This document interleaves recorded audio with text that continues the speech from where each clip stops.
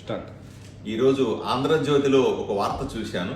Survey number 630లో 3 ఎకరాల 33 సెంట్ల స్థలాన్ని ఆక్రమించుకున్నారు, ప్రభుత్వ స్థలం అని చెప్పారు.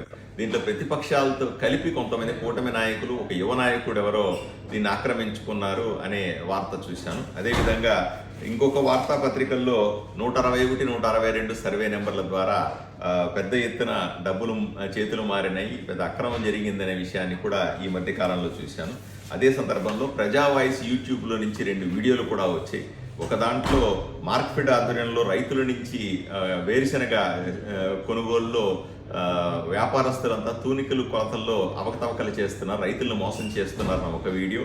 ఇంకొక వీడియో పాసింగ్ విధానం, అంటే రాష్ట్రంలో ఎక్కడా లేని విధంగా వేరుశనక్కాయల్లో నుంచి రాళ్ళు, చిన్న చిన్న మట్టి పిల్లలు తీసేసే విధంగా గ్రేడింగ్ చేసే విధానం రాష్ట్రంలో ఎక్కడా అందుబాటులో లేదు. దీని ద్వారా రైతులు ఎక్కువగా నష్టపోతా ఉన్నారు, దీన్ని పట్టించుకోండి ఎమ్మెల్యే గారు అని ఒక వీడియో కూడా చూశాను.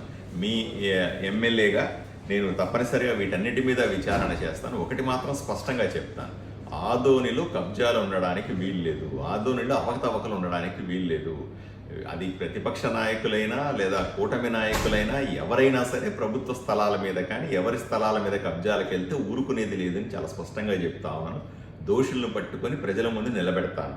రెండవది, ఈ అసెంబ్లీ జరుగుతుంది కాబట్టి నేను ఇక్కడ ఉన్నాను. ఈ వారంతో అసెంబ్లీ కూడా పూర్తవుతుంది. వెంటనే ఆదోని వచ్చి వీటన్నిటి మీద సమీక్ష చేసి ఏవైతే ఉన్నాయో నేను కూడా వ్యక్తిగతంగా వాటిని విజిట్ చేసి నిజానిజాలు ప్రజల ముందు పెట్టే ప్రయత్నం చేస్తాను.